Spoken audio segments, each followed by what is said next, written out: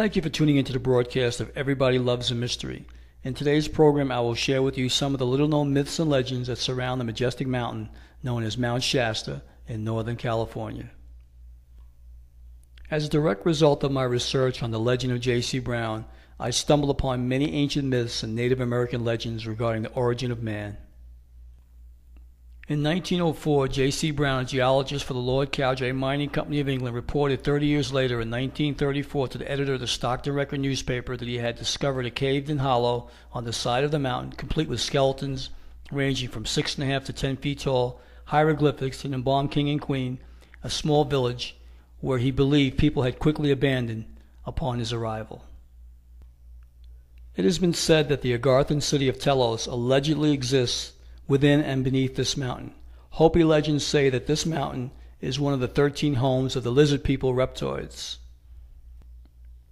Native American Indian tribes of California claim that Mount Shasta is the inner mountain dwelling place of an invisible race of men.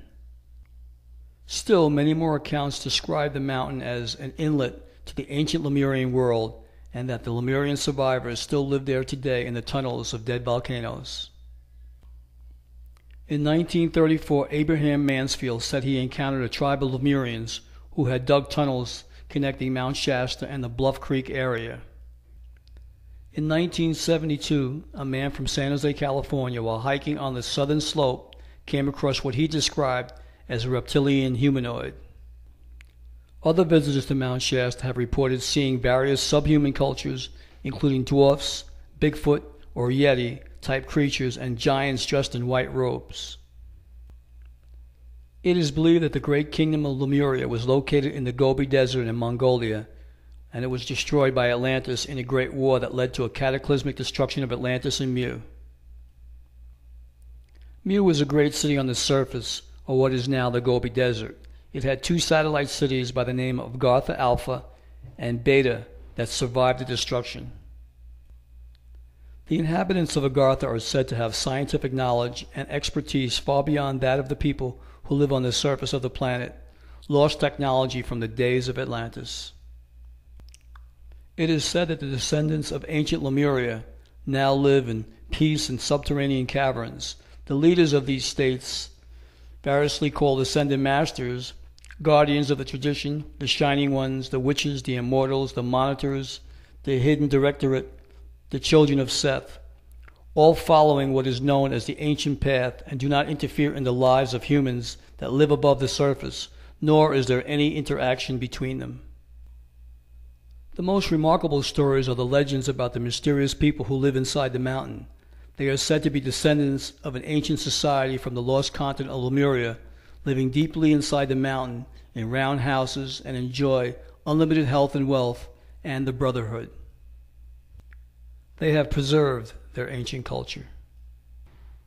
The Lemurians living underground beneath the mountain are commonly described as graceful and tall, 7 feet and up, with long flowing hair. They dress in white robes and sandals, but they have also been seen in very colorful clothing.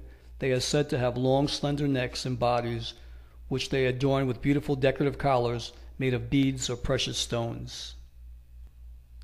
They have evolved their sixth sense, which enables them to communicate among themselves by extrasensory perception.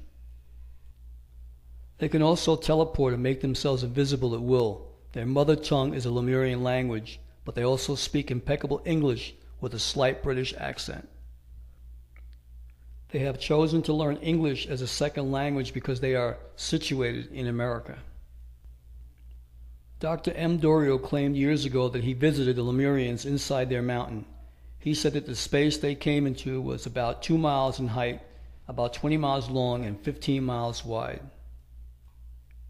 He wrote that the light inside the mountain was as bright as a summer day because suspended almost in the center of that great cavernous space was a giant glowing mass of light.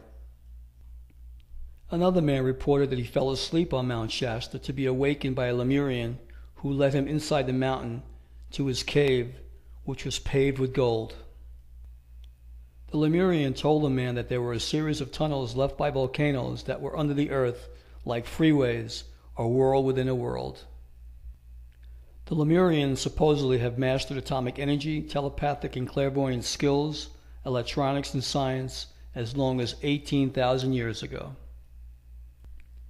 I myself have photos sent to me by a man whose late relatives, the Van Farsons, owned the area near Mossbury Falls in the late 1800s. The man claimed that in November of 2008, he and his daughter were hiking in Dunsmuir, California, walking off a Thanksgiving dinner, when they noticed a strange basalt rock formation.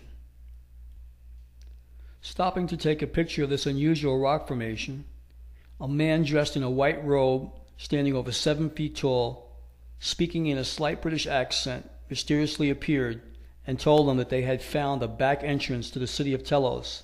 He then asked them if they would like to go into the city. The man and his daughter declined the offer.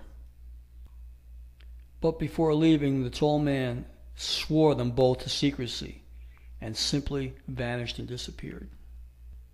In his subsequent email, the man also claimed that the doors close off lava tunnels that go northeast towards the mountain. These tunnels bring glacial waters from Shasta to Dunsmuir. These same series of tunnels are also the source of Mossbury Falls north of Dunsmuir. And not only is Mount Shasta a home for the Lemurians, but also may be an interplanetary and intergalactic multidimensional portal. Mount Shasta draws visitors from all over the world. Everybody loves a mystery, especially a mystery about Mount Shasta. I'd like to thank everybody for watching. Everybody loves a mystery.